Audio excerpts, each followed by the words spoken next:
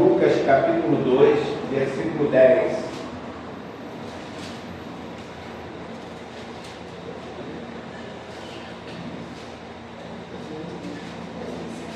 Evangelho de Lucas, capítulo 2, fala sobre as experiências dos pastores no campo em Belém, por ocasião do nascimento de Jesus. Mas o anjo lhes disse: não temais, porque vos trago novas de grande alegria para todo o povo. Leu o verso 11 também. É que hoje, na cidade de Davi, vos nasceu o Salvador, que é Cristo o Senhor. Que Deus abençoe essa palavra em nossos corações. Digo para o irmão Paulo Vitor que ore pela mensagem deste culto. Pai querido, Pai eterno, obrigado por esse tempo, obrigado por estarmos aqui, obrigado porque foi o Senhor que nos trouxe. Não foi nosso desejo, Senhor Deus, em primazia, mas foi o próprio Senhor que trouxe cada um de nós aqui. E eu te agradeço já pelos livramentos, pela tua graça. Pai, fale aos nossos corações, abrimos o nosso coração para ouvir a tua voz, que possa penetrar no mais profundo, ao ponto de não apenas guardarmos, mas também expressarmos aquilo que queremos aprender. Muito obrigado por tudo, em nome de Jesus. Amém. Amém. Assentai, irmãos. Nós já estamos no clima de Natal.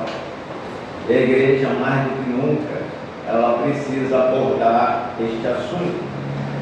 Segundo a concepção da sociedade, Natal é um evento festivo que mobiliza todos os homens a um consumo maior e faz com que os mesmos, pelo menos uma vez no ano, se lembrem da família. Muitos dizem que Natal é a festa da família. Na realidade, Natal é a festa de Cristo, aquele que veio ao mundo para salvar a humanidade.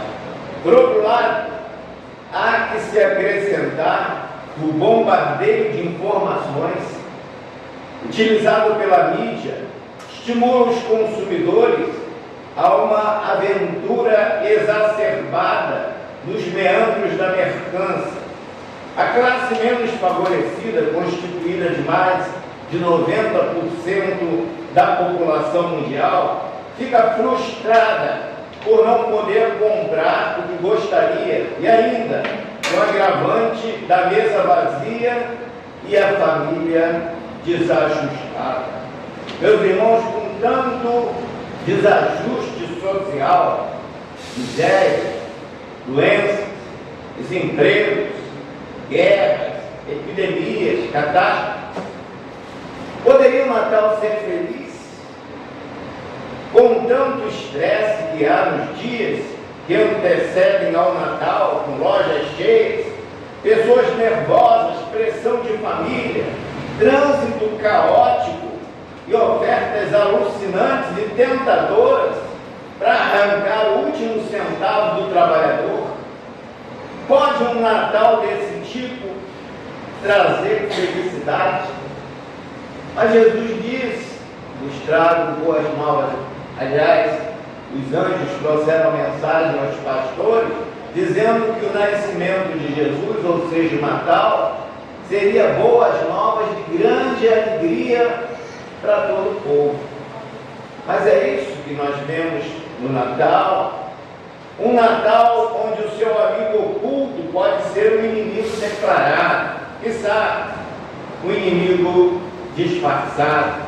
Ora, o verdadeiro Natal, apregoado pelo anjo do Senhor aos pastores, dizia que era paz e alegria para toda a terra. Ou seja, Natal é o nascimento de Jesus no mundo para salvar a humanidade perdida, para aliviar as dores, as opressões das pessoas que vivem neste mundo. Lucas, no capítulo 2, registra na Bíblia que Natal é espiritual e não material. Tampouco é festa da família. Sabem por quê? A família está em decadência. Exemplos: há uma epidemia de divórcios. Segundo, estatísticas assustadoras de gravidezes não desejadas, fora do tempo, na adolescência. Terceiro, perda de autoridade dos pais nos lares.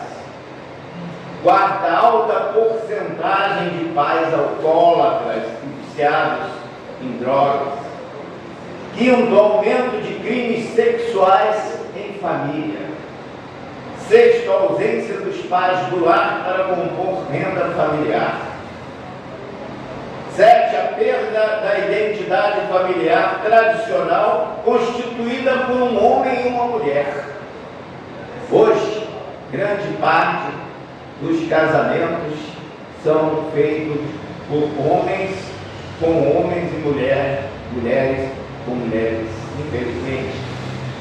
Meus irmãos, com tanto desajuste social, as famílias veem o Natal como um motivo especial para desafogar suas mágoas, tristezas e frustrações adquiridas ao longo do ano. Serão escondidas no fundo de um copo de vinho ou de outra bebida misturada, sob o torpor de um ritmo musical alucinante. Por falar em vinho, o autor de Provérbios, capítulo 20, diz que o vinho é escarnecedor e a bebida forte alvoroçadora, e todo aquele que neles errar nunca será sábio.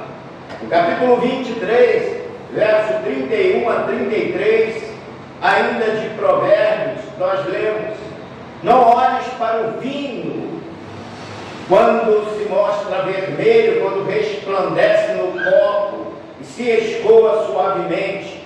O seu fim morderá como uma serpente e como um basilisco picará. Teus olhos olharão para as mulheres estranhas, seu coração falará perversidades. O vinho traz sérios transtornos àqueles que não conseguem dominar o seu vício. Já ouvi muito crente dizer que não é pecado tomar vinho, porque Jesus tomava vinho com os discípulos. Ora, meus irmãos, fazendo um estudo minucioso sobre o tema na Bíblia, descobrimos que o vinho era o puro suco da uva fermentado naturalmente e às vezes misturado com água para torná-lo mais inofensivo à mente e razão humanas.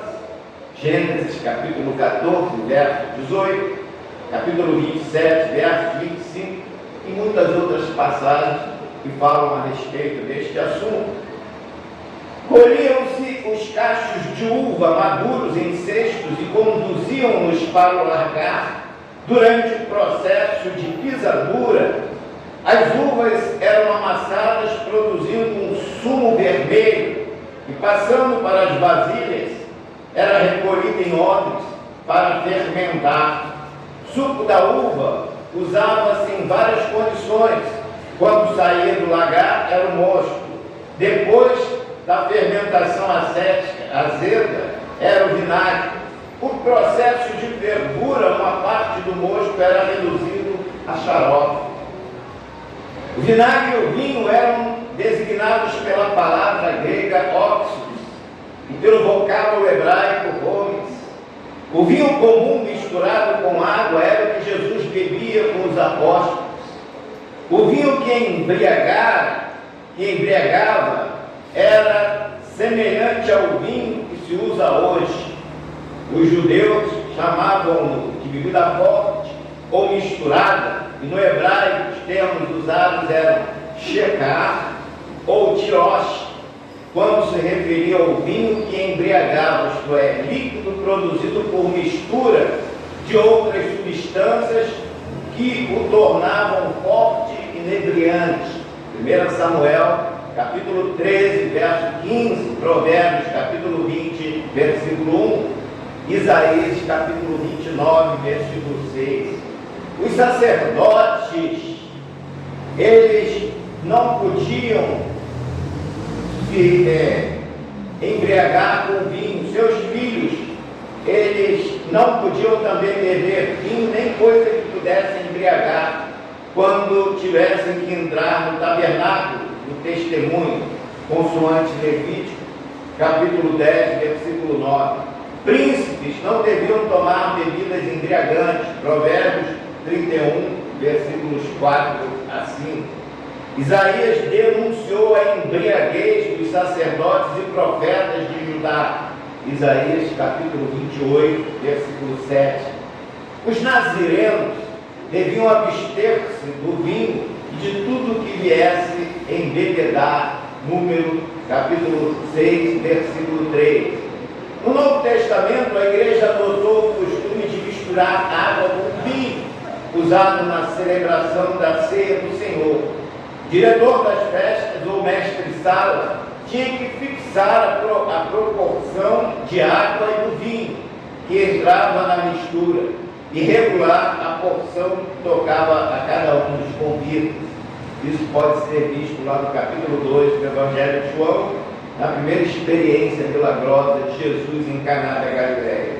Diante do exposto, não há que se falar em tomar vinho ou bebida misturada, porque o vinho tomado por Jesus era uma espécie de suco, não continha álcool, nem substância que embriaga. Já ouvi muita gente dizer: neste Natal eu vou encher a cara. Muitos já ouviram isso, já ouvi isso várias vezes. Vou beber até cair. Me originou até uma música carnavalesca. Vou encher a cara e por aí vai. Seria este um Natal de alegria e de paz oferecido por Jesus? A alegria é esta, vinda do alto ou vinda do Espírito? Nessa época de final de ano, é comum ouvirmos expressões tais como boas festas, Feliz Natal, muita paz e felicidade. O povo parece desviar um pouco suas atenções das dificuldades da vida para a confraternização entre parentes e amigos. A época é própria para a troca de presentes, envio de mensagens, desejando bem-aventuranças. Mas o que é mais triste é que as pessoas, em sua maioria esmagadora, não sabem o que é o verdadeiro Natal. Natal não é comida nem bebida, não é dança nem embriaguez. Natal não é ganhar presente de Papai Noel, mas sim de Papai do Céu. Natal é o aniversário de Jesus, que não quer ganhar ouro, incenso e mirra como presente. Ele não quer ganhar nada material de presente. Ele quer ganhar o nosso coração, nossa alma. Ele quer ganhar nossa confiança, nossa obediência. Ele não quer baile ou festa, mas quer um culto oferecido em espírito e em verdade. Não quer comida nem bebida, pois Ele mesmo é a nossa comida e a nossa bebida. É bom lembrar que Natal para nós crentes não é somente o nascimento do Salvador numa manjedoura, mas o nascimento do Salvador em nosso coração. Quanto à cronologia do nascimento de Jesus, Natal é uma festa anual, observada pela maioria dos protestantes, pelos católicos romanos, uma data fixada aleatoriamente em 25 de dezembro, em memória do nascimento de Cristo. A Igreja Ortodoxa observa o Natal em 6 de janeiro, enquanto que a Igreja Armênia em 16 de janeiro. No que respeita ao aspecto cronológico, a data do nascimento de Jesus Cristo não pode ser determinada com absoluta exatidão. A maioria dos teólogos concordam que o nosso calendário atual teve origem em Dionísio Exíguo, abade romano falecido em 556, que tomou como ponto de partida o ano da fundação de Roma. Então, Roma, no ano 754, naquele calendário, ela foi fundada. E este abade tomou essa data, ano 754, para começar um novo calendário cristão do zero, começando nele o ano 1 da nova era. Porém, o historiador José demonstra com clareza que Herodes o Grande faleceu pouco depois do nascimento de Jesus, de acordo com a leitura bíblica esculpida em Mateus, capítulo 2, versos 19 a 22. E alguns anos antes, no ano 754, ano que foi tomado como base para o início do calendário cristão. A morte dele deu-se 37 anos depois da sua nomeação pelo Senado, pelos estudos. Isso ocorreu no ano 714. Portanto, Herodes morreu no ano 750 pelo calendário antigo, a data que ele morreu. Mas quando Jesus nasceu, ele estava vivo. Se ele morreu no ano 750 do calendário antigo, quando Jesus nasceu, ele estava vivo, então há um erro aqui considerado. Diz o historiador que antes da morte de Herodes foram executados por sua ordem 2 rabinos judaicos, e na noite dessa execução houve um eclipse lunar, e a astrologia comprova esse fenômeno ocorrido justamente no ano 750, 4 anos antes do calendário mostrar lá na fundação de Roma. Então, irmãos, houve aí uma diferença de pelo menos 4 ou 5 anos. Um outro aspecto a considerar é que Herodes morreu pouco antes da Páscoa, que no ano 750 caiu em 12 de abril ou 13 de março. Pode-se, portanto, com toda certeza assegurar que Herodes morreu no ano 750, ou seja, 4 anos antes do que o calendário mostra. Por isso é que nós dizemos que Jesus nasceu 4 anos antes de Cristo. O ponto de referência para o nascimento de Cristo foi a fundação de Roma, e houve um erro de 4 anos, para menos conclui-se que Cristo nasceu no ano 4 antes de Cristo. 4 anos antes, pois quando Jesus nasceu, Herodes estava vivo, pois tentou até matá-lo. Logo, há um erro no calendário de 4 a 5 anos. Outro fato a apresentar é quanto ao dia 25 de dezembro, uma vez que a Bíblia diz que os pastores estavam no campo a céu aberto, seria impossível ocorrer no inverno palestino, começava no início de dezembro e até fevereiro. Outro sim, quero lembrar que os apóstolos não comemoravam o nascimento de Jesus, fato que passou a ser observado a partir do ano 325 da era cristã, na cidade de Roma, por iniciativa de Constantino, imperador romano. Qual a posição bíblica então do Natal, irmão? Primeira vez que o Natal foi celebrado foi na cidade de Roma no ano 325. Cumpre salientar que nenhum dos apóstolos festejaram o Natal, nem ensinaram que tal data deveria ser comemorada. Os símbolos, tais como árvore de Natal, presépio, Papai Noel, ceia, etc., foram introduzidos por pessoas interessadas em lucros materiais e são inteiramente alheios às Escrituras. Isto é, não são mencionados na Bíblia, nem tampouco assimilados pelos apóstolos. Quanto ao fato das igrejas aderirem a tais festividades, deixo bem claro que na Bíblia não há qualquer condenação quanto a observar ou não tais costumes da sociedade, desde que Cristo continue sendo o centro de todas as atenções e a razão única da nossa comemoração.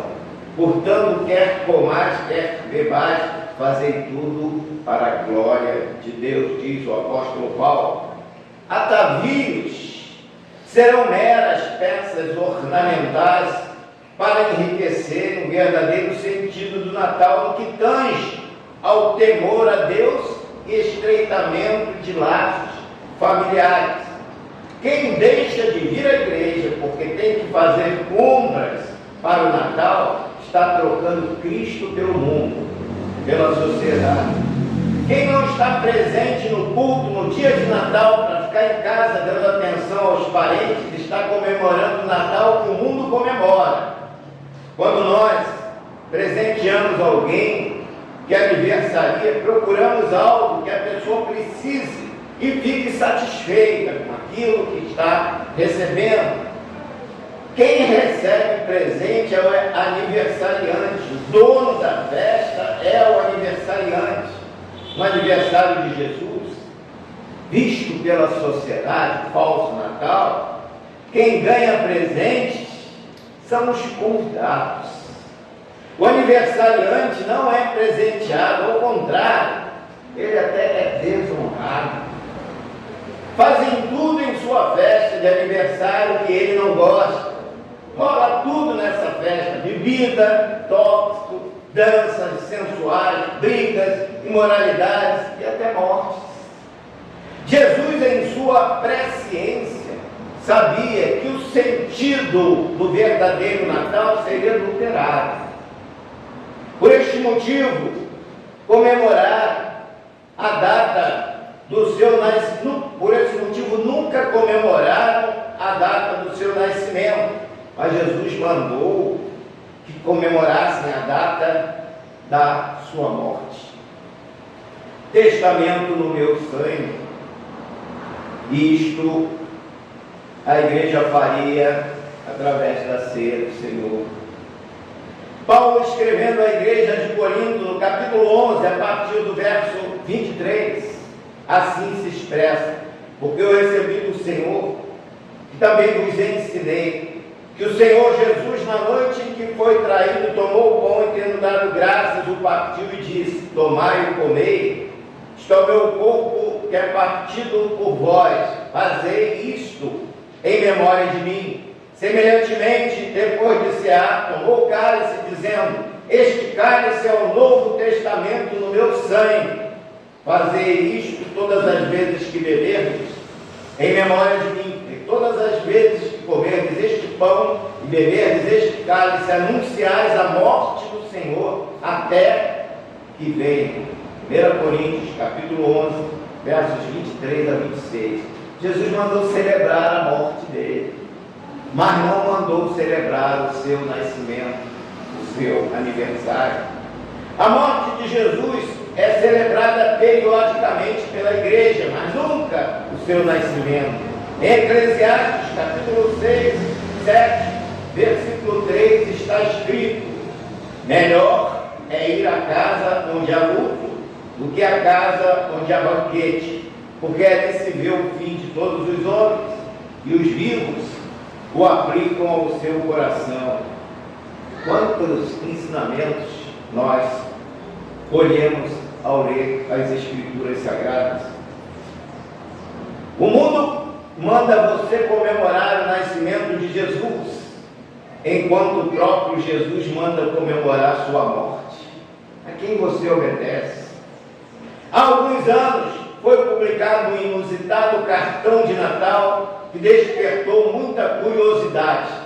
Era intitulado: se Cristo não tivesse nascido, ou melhor, se Cristo não tivesse vindo ao mundo. O postal narrava a história de um pastor evangélico que numa manhã de Natal, adormecera em seu gabinete, sonhara com um mundo do qual Jesus nunca havia vindo. Em seu sonho, acreditava que estava em sua casa, mas não via evangelhos, nem hinários, nem cantor cristão cristão. Saiu pelas ruas e não encontrou igrejas cristãs. Retornou então ao seu lar, sentou-se na biblioteca, mas todos os livros que falavam de Jesus haviam desaparecido. Tilintou a campainha da casa. Era um jovem que suplicava a visita do pastor à sua mãe moribunda. O pastor foi visitá-la. Ao abrir sua Bíblia, verificou que ela terminava em Malaquias e não havia nela nenhuma esperança de salvação, pois nela não havia Salvador. O pastor, desolado, reclinou a cabeça e chorou com amargura. 2 dias depois, conduzindo o serviço fúnebre daquela senhora, descobriu que não havia uma mensagem de conforto, de consolo. Não havia palavras de ressurreição nem de vida eterna, mas apenas pó ao pó, cinzas, as cinzas, e uma longa e eterna despedida. O pastor volta a chorar, convencido de que Jesus não havia chegado ao mundo, não havia nascido. O Messias prometido ainda não tinha chegado. De repente ele acorda, desperta do sono, uma indescritível sensação de alívio, aliado a uma impetuosa exclamação de gozo e alegria, deram ensejo ao espontâneo louvor que saiu dos seus lábios quando ouviu o coral da sua igreja ao lado da casa cantar o tradicional hino. Vindes cristãos cantai, aleluia, amém. A Cristo Rei louvai, aleluia, amém. Irmãos, que maravilha que Cristo voltou. Se ele não tivesse vindo ao mundo, que maravilha que ele veio na cidade de Belém para nos trazer boas novas de grande alegria. Mas esse sonho do pastor retrata o que seria a vida de cada um de nós, desesperançado, sem Cristo Jesus, no mundo, e principalmente, sem Ele ter nascido no nosso coração. Que Deus assim nos abençoe.